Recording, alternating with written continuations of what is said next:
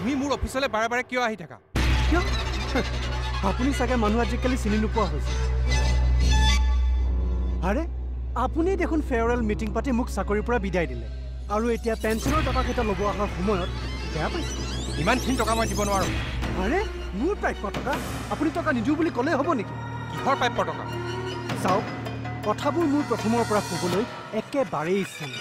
ঠিক আছে, মই সুকন্যাক এতিয়াই ফোন কৰি কওঁ যে তোমাৰ দেউতাই মোৰ লগত এনেকুৱা ব্যৱহাৰ কৰিছে। আফটাৰ অল সুকন্যাই ক'লেতো আপুনি মানি ল'বই। ৰ'বা, তুমি আৰু মোৰ অফিচলৈ আহি থাকিব নালাগে। মই তোমাৰ টকাকেইটা ঘৰতে গৈ দি থৈ আহিম। সঁচাকৈ কৈছেতো? মিছা কোৱাৰ মোৰ অভ্যাস নাই। কি হ'ব, এতিয়া তুমি যাব পাৰা। মিছা কোৱাৰ অভ্যাস নাই।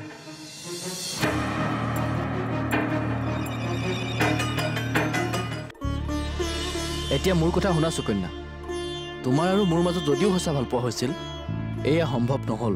এতিয়া অসম্ভৱ এটা সম্ভৱ কৰিবলৈ যোৱাটোহে কঠিন। যদি তুমি মোক সঁচাকৈ ভাল পাইছিলা তেতিয়াহ'লে তুমি মলয়ৰ লগতে সুখ। মই নোৱাৰো সমীৰণ। তুমি পাৰিব লাগিব সুকন্যা। ধৰি লোৱা এনেকৈয়ে তোমাৰ ভুলৰ শুধৰণি হ'ব। তুমি যদিও মলয়ক মনৰ পৰা স্বামী হিচাপে গ্ৰহণ কৰা নাছিলা, কিন্তু সমাজৰ চকুত মলয় তোমাৰ স্বামী। এতিয়া মলয়ো সকলো কথা গম পাইছে।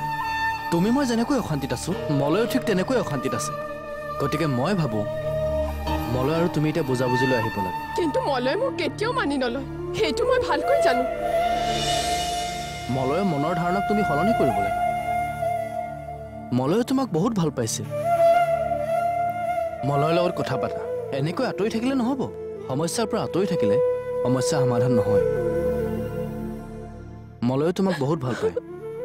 গতিকে কেতিয়াবা কিছুমান কথাত মলয় আকুৰগোচ হৈ থাকিলে তুমি তাক বুজাবা। বুজাবুজিৰে আগ নাবাঢ়িলে সমস্যাবোৰ সমাধান নহয়, আৰু সমস্যাবোৰ সমাধান নহ'লে জীৱনটো মোৰ দৰে আধৰুৱা হৈ থাকিব। আমি এনেকৈ লগ কৰাৰ কথাটো মলয়ক ক'ব নালাগে। এতিয়া মই আহোঁ।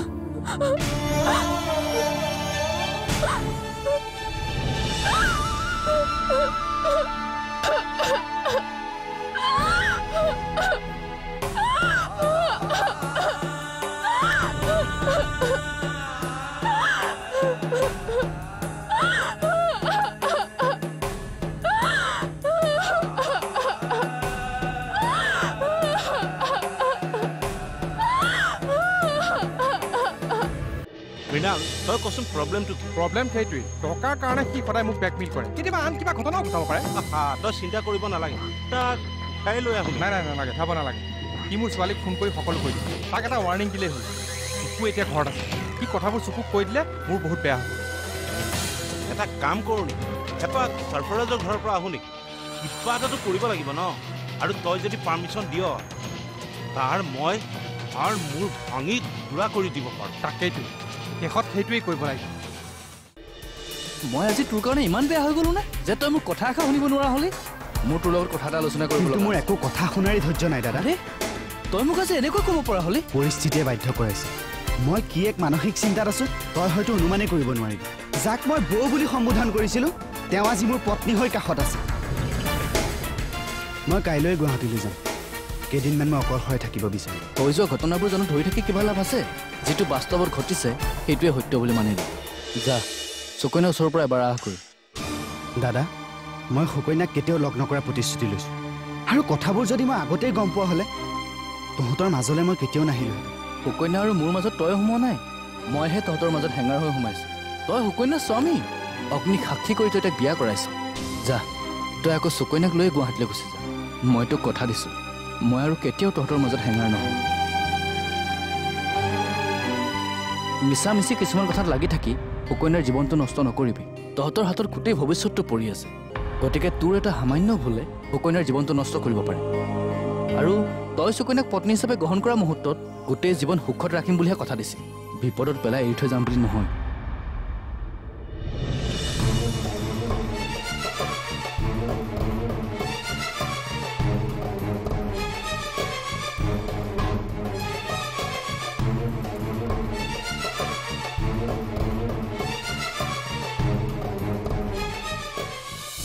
বুজাবুজিৰে আগ নাবাঢ়িলে সমস্যাবোৰ সমাধান নহয়, আৰু সমস্যাবোৰ সমাধান নহ'লে জীৱনটো মোৰ দৰে আধৰুৱা হৈ থাকিব। আমি এনেকৈ লগ কৰাৰ কথাটো মলয়ক ক'ব নালাগে। এতিয়া মই আহোঁ।